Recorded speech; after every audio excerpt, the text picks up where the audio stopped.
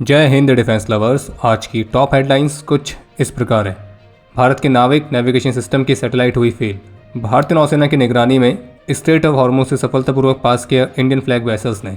US ने Iran की lifeline खर्ग island पर करी स्ट्राइक और पंजाब पुलिस ने बस्ट किया एक आईएसआई का नेटवर्क।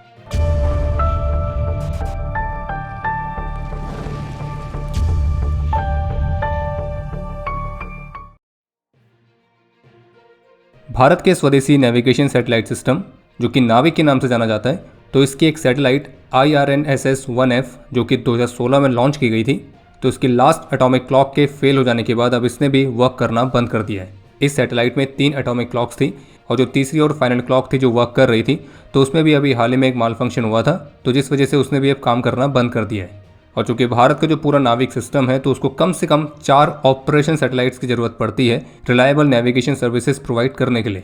तो अब एटॉमिक क्लॉक के फेल हो जाने की वजह से जो IRNSS-1F सैटेलाइट ने काम करना बंद कर दिया है, तो जब तक कि इसके रिप्लेसमेंट के लिए नई सैटेलाइट लॉन्च नहीं की जाती है तब तक कुछ सर्विसेज के लिए नाविक सिस्टम की जो नेविगेशन एक्यूरेसी है, तो वो टेम्प्रेरी बेसिस पर कम हो गई है। बाकी सिस्टम की कैपेबिलिटी को फिर से बढ़ाने के लिए इसरो नई सैटेलाइट्स को लॉन्च करने की योजना बना रही है, जो कि NVS सीरीज की सैटेलाइट्स हैं और ये सेकंड जनरेशन की नाविक सैटेलाइट्स हैं, जिनमें और भी बेटर एटॉमिक क्लॉक्स मिलती हैं, एक लंबी लाइफ और इम्प्रूव्ड एक्यूरेसी के साथ है। जबकि NVS सीरीज के तहत ही जो NVS-02 सैटेलाइट 2025 में लॉन्च की गई थी, तो प्रिपरेशन इशू के कारण वो अपने फाइनल ऑर्बिट में जाने के बजाय ट्रांसफर ऑर्बिट में ही फंस गई थी, जिस वजह से वो नाविक नेविगेशन सिस्टम को फुली सपोर्ट देने में सक्षम नहीं है। और अब नाविक सिस्टम की केवल 3 ही सैटेलाइट्स फुली ऑपरेशनल हैं, और जैसे कि हमने आपको कहा कि पूरी तरह से इसको काम करने के लिए कम से कम 4 सैटेलाइट्स की इसे ज़रूरत है। और स्पेस डिपार्टमेंट सोर्सेज के मुताबिक ऐसा होने से जो नाविक सिस्टम की लोकेशन सर्विसेज हैं, तो वो संभावित रूप से कुछ समय के लिए प्रभावित रहेंगी, जब तक कि फेल हुई सैटेलाइट को रिप्लेस करने के लिए नई सैटेलाइट लॉन्च नहीं की जाती है। जबकि स्पेस सेक्टर से जुड़ा हुआ एक अपडेट ये भी है कि अभी हाल ही में इसरो ने सफलतापूर्वक क्रायोजेनिक इंजन CE-20 के 22 टन थ्रस्ट पर सी लेवल हॉट टेस्ट को कंडक्ट किया था, जो कि महेंद्रगिरी में स्थित इसरो के प्रिपरेशन कॉम्प्लेक्स में कंडक्ट किया गया था। और ये सफल टेस्ट भारत के एडवांस्ड क्रायोजेनिक प्रिपरेशन कैपेबिलिटीज़ को और मजबूत करने के लिए उठाए गए महत्वपूर्ण कदमों में से एक है। भारत के शिपिंग मिनिस्ट्री की तरफ से कंफर्म किया गया कि वेस्ट एशिया क्राइसिस के बीच पर्शियन गल्फ में 24 इंडियन फ्लैग वेसल्स हैं, जो कि स्ट्रेट ऑफ हॉर्मुज के वेस्ट पर स्थित हैं। और इन 24 वेसल्स में से 2 वेसल्स, जिसमें से एक का नाम है शिवालिक, दूसरे का नाम है नंदा देवी, तो वो late last night strait of Hormuz से सेफली पास होकर भारत की तरफ आ रही हैं। और ये दोनों ही LPG कैरियर्स हैं, और इस दौरान भारतीय नौसेना ने भी इनको एस्कॉर्ट किया था। इन दोनों कैरियर्स में अप्रॉक्स 92,700 मेट्रिक टन तक की LPG है, और जो कि 16 और 17 मार्च को मुंद्रा और कांडला पोर्ट पर पहुंचेंगी। और अभी पर्शियन गल्फ में बाकी 22 इंडियन फ्लैग वेसल्स बची हुई हैं, और इनमें भी 6 LPG कैरियर्स हैं, एक LNG carrier, 4 crude oil carrier, एक chemical products carrier, 3 containers, 2 bulk carriers, एक ड्रेजर, एक एम्प्टी वेसल और 3 ड्राई डॉक हैं। इसके अलावा पिछले 24 घंटे में 30 नाविकों को सफलतापूर्वक भारत वापस लाया गया है, और इसके साथ ही अब भारत वापस आने वालों की कुल संख्या 253 हो गई है। और इसके अलावा 6 LPG कैरियर्स जो कि दुनिया के अलग अलग कोनों से आए थे, ना कि केवल गल्फ रीजन से, तो उनको भी मेजर पोर्ट्स के द्वारा प्राथमिकता के आधार पर लंगर डालने की अनुमति दी गई है। और जैसे कि पिछले अपडेट में हमने आपको बताया था कि ईरान के राजदूत ने कंफर्म किया है कि स्ट्रेट ऑफ हॉर्मुज से भारत की जो वेसल्स हैं, तो उनको सेफ पासेज मिलेगा, क्योंकि उनका कहना था कि भारत हमारा मित्र है। बाकी इस कॉन्फ्लिक्ट को लेकर मीडिया के साथ इंटरेक्शन में ईरान के ऑफिशियल्स की तरफ से इस बात को फिर से दोहराया गया है कि अगर ज़रूरत पड़ेगी तो फिर ईरान इस वॉर को एंड तक जारी रखने के लिए तैयार है, यहाँ तक कि 5 वर्षों तक के लिए। और जबकि ईरान के आर्मी कमांडर इन चीफ की तरफ से कहा गया कि यूएस ने जो ईरानियन नेवी की शिप IRIS डेना पर हमला किया था और उसमें जो क्रू मेंबर्स की जान गई, तो ईरान यूएस को इसका जवाब जरूर देगा। वेस्ट एशिया में ईरान, US, इजराइल तो इनका एक दूसरे के ऊपर प्रहार जारी है, और इसी बीच आज UAE के फुजेरा पोर्ट पर ईरानियन ड्रोन से हमला हुआ है। और ब्लूमबर्ग की रिपोर्ट के मुताबिक इस हमले की वजह से पोर्ट पर फिलहाल के लिए जो ऑयल लोडिंग ऑपरेशन है वो रुक गया है। और जबकि इससे पहले कल रात को US की फोर्सेस ने ईरान के खर्ग आइलैंड पर एक large scale precision strike conduct करी थी, जिसमें ईरान की नेवल माइन स्टोरेज फैसिलिटीज़, उनकी मिसाइल स्टोरेज बंकर्स और मल्टीपल अन्य मिलिट्री साइट्स को डिस्ट्रॉय किया गया है। और US के सेंट्रल कमांड की तरफ से दी गई जानकारी के मुताबिक इस प्रिसिशन स्ट्राइक में US फोर्सेस ने सफलतापूर्वक 90 से अधिक ईरानियन मिलिट्री टारगेट्स को स्ट्राइक किया था, लेकिन जो यहाँ का ऑयल इंफ्रास्ट्रक्चर है तो उसको सुरक्षित रखा गया है। और जानकारी के लिए आपको बता दें कि जो खर्ग आइलैंड है, तो इसे ईरान की लाइफलाइन की तरह देखा जाता है, क्योंकि ईरान के द्वारा एक्सपोर्ट किए जाने वाला लगभग सारा ऑयल इसी आइलैंड से होकर गुजरता है। और अभी तक इस कॉन्फ्लिक्ट के बीच अमेरिका ने इस आइलैंड पर हमला नहीं किया था, लेकिन कल रात को यूएस फोर्सेस ने यहाँ पर भी प्रिसाइज स्ट्राइक्स कर दिए। हालांकि यूएस का दावा है कि उनकी स्ट्राइक में केवल ईरान के मिलिट्री टारगेट्स को ही निशाना बनाया गया है, जो ऑयल इंफ्रास्ट्रक्चर है वो पूरी तरह से सेफ है। जबकि ऐसी भी रिपोर्ट्स हैं कि अमेरिका की 31st मरीन एक्सपेडिशनरी यूनिट के 2500 यूएस मरीन्स को यूएसएस त्रिपोली के माध्यम से ओकिनावा से अब मिडिल ईस्ट में डिप्लॉय किया जा रहा है। हालांकि अभी ये स्पष्ट नहीं है कि यूएस मरीन्स का मिशन क्या रहेगा। क्या इन्हें क्राइसिस रिस्पांस के तौर पर डिप्लॉय किया जा रहा है या फिर संभावित रूप से ईरान की टेरिटरी के किसी हिस्से को कंट्रोल करने के लिए।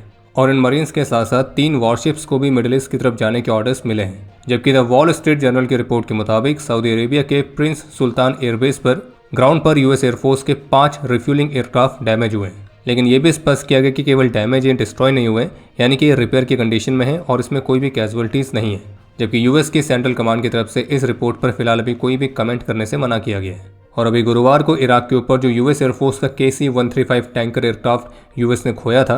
हालांकि इस दुर्घटना का कारण यूएस की तरफ से अभी तक नहीं बताया गया, बस ये कहा गया था कि ये किसी हॉस्टाइल फायर या किसी फ्रेंडली फायर की वजह से नहीं हुआ है। जबकि ईरान का दावा था कि इराक के रेजिस्टेंट ग्रुप के हमले में ही यूएस के इस टैंकर एयरक्राफ्ट को गिराया गया है। वहीं इसी बीच ईरानी मिलिट्री के जो प्रवक्ता हैं तो वो यूएस मिलिट्री को ट्रोल करते हुए भी दिखे, जिसमें अपने एक स्टेटमेंट में कुछ ऐसा कह रहे थे कि तकनीकी खराबी, मामूली से traumatic brain injuries, friendly fire incidents, तो इनकी जो संख्या है वो कुछ समय से पहले से कहीं अधिक बढ़ रही है। और विशेष रूप से यूएस मिलिट्री को ट्रोल करने के लिए था, क्योंकि अभी तक यूएस मिलिट्री के जो एसेट्स खोए हैं तो उनके खोने का कारण या तो फ्रेंडली फायर बताया गया है या कोई तकनीकी खराबी। इसी बीच ईरान की आर्म फोर्सेस ने यूएई को इस बात के लिए भी कहा है कि यूएई के कुछ सिटीज़ के अंदर जो अमेरिका के मिसाइल लॉन्चेस छिपे हुए हैं तो उनको टारगेट करने का ईरान के पास लेजिटिमेट राइट है। और ईरान की तरफ से यूएई के सभी लोगों को कहा गया कि कृपया करके अमेरिकन हाइडआउट्स को इवैक्यूएट कर दें ताकि उन्हें कोई नुकसान ना पहुंचे। और ईरान की तरफ से यूएई के लोगों से आग्रह किया गया कि वे पोर्ट्स, डॉक्स, यूएस मिलिट्री के एरियाज से उनको खाली कर दें। और ईरान ने यूएई के लीडर्स को चेतावनी देते हुए ये कहा है कि ईरान अपनी राष्ट्रीय संप्रभुता और क्षेत्र की रक्षा के लिए यूएई के शहरों में स्थित शिपिंग पोर्ट्स, डॉक्स और मिलिट्री हाइडआउट्स में अमेरिकन मिसाइल्स की लॉन्च साइट्स पर हमला करने का अपना अधिकार मानता है। और जबकि बगदाद में स्थित यूएस एम्बेसी के पास ईरान के ड्रोन से एक स्ट्राइक की गई है, जिसमें यूएस के C-RAM डिफेंस सिस्टम को डिस्ट्रॉय किया गया है। और ये वो सिस्टम है जो कि पिछले कुछ दिनों से ईरान के इनकमिंग ड्रोन्स को बहुत ही सक्रिय रूप से काउंटर कर रहा है। पंजाब पुलिस ने पाकिस्तान की ISI द्वारा sponsored terror and cross border arms smuggling module को बस्ट किया है। इसमें 2 लोगों की गिरफ्तारी भी की गई है और उनके पास से राइफल्स, पिस्टल्स और उनके कार्ट्रिजेस भी रिकवर की गई हैं। और शुरुआती इन्वेस्टिगेशन में खुलासा हुआ है कि दोनों आरोपी फॉरेन बेस्ड हैंडलर्स के साथ सोशल मीडिया के माध्यम से कांटेक्ट में थे।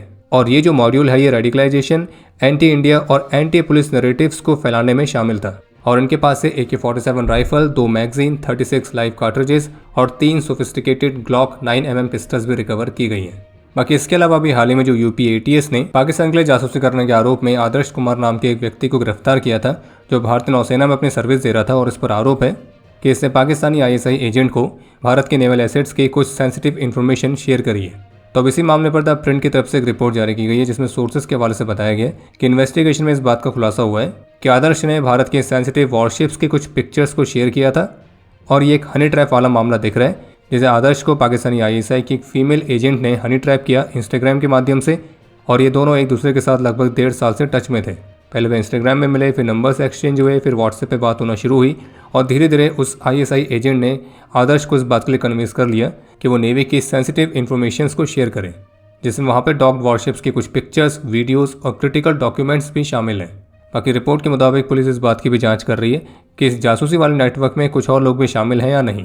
और इस बात को भी इन्वेस्टिगेट किया जा रहा है कि जो इन्फॉर्मेशन अभी तक शेयर की गई है तो वो किस लेवल तक की है। ईरान की वॉरशिप IRIS-11 जो कि 4 मार्च से भारत के कोची पोर्ट पर डॉक थी, तो अब इनके क्रू मेंबर्स को एक चार्टर्ड प्लेन के माध्यम से आर्मेनिया के लिए रवाना कर दिया गया है। और इस प्लेन का अरेंजमेंट भी ईरान की तरफ से किया गया था। और इस फ्लाइट में वॉरशिप IRIS डेना, जिस पर US सबमरीन ने हमला किया था, तो उसमें सवार ईरानियन सेलर्स जिन्होंने अपनी जान गंवाई, तो उनके पार्थिव शरीर भी इस फ्लाइट के माध्यम से ले जाए जा रहे हैं। और एक अपडेट ये सामने आया कि हमास ने ईरान से इस बात की अपील करी है कि वो कृपया करके पड़ोसी देशों के ऊपर स्ट्राइक करने से बचे। हमास का यह कहना है कि जो ईरान है वो US और इजराइल के हमलों के खिलाफ खुद को डिफेंड करने का पूरा अधिकार रखता है।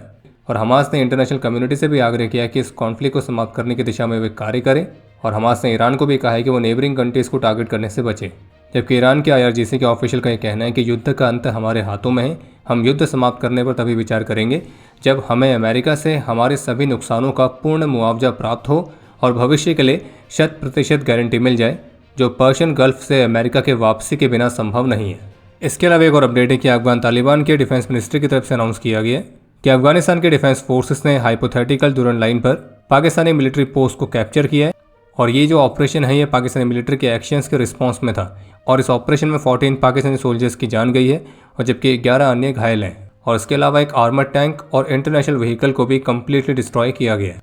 बाकी आपको बता दें कि सोशल मीडिया पर एक और फेक वीडियो सर्कुलेट की जा रही है जिसके माध्यम से क्लेम किया जा रहा है कि ईरान ने एक इंडियन ऑयल टैंकर पर हैवी स्ट्राइक लॉन्च करी है। तो स्पष्ट कर दी कि जो वीडियो दिखाई जा रही है वो असली नहीं है, उसको AI का इस्तेमाल करके क्रिएट किया गया है और ये सारी फेक न्यूज़ पाकिस्तान के उन्हीं प्रोपेगेंडा अकाउंट्स के माध्यम से फैलाई जा रही है जो अकाउंट्स अपने आप को कुछ ऐसा दिखा रहे हैं कि वो ईरान के अकाउंट्स हैं, पर एक्चुअल में वो ईरान के नहीं है। तो इस तरह की फेक न्यूज़ से सावधान रहें।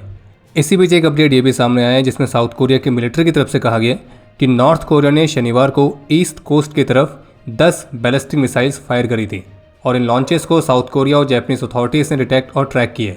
जापान के मुताबिक ये जो प्रोजेक्टाइल्स हैं समुद्र में गिरे थे और ये जापान के एक्सक्लूसिव इकोनॉमिक जोन के बाहर लैंड हुए और समुद्र में गिरने से पहले इन्होंने 340 किलोमीटर तक ट्रैवल किया था और फिलहाल इससे कोई भी डैमेज होने की अभी तक रिपोर्ट्स नहीं है।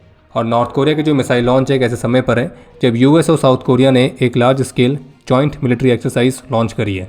बाकी अब समय है आज के इतिहास का।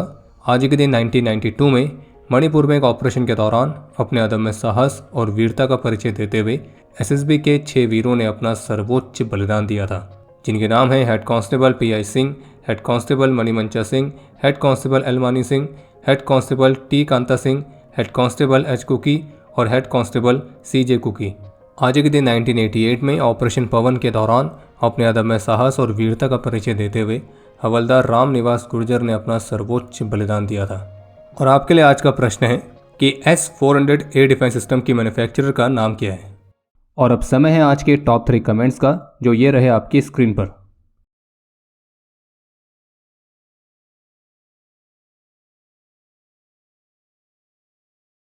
उम्मीद है आपको आज का एपिसोड पसंद आया होगा।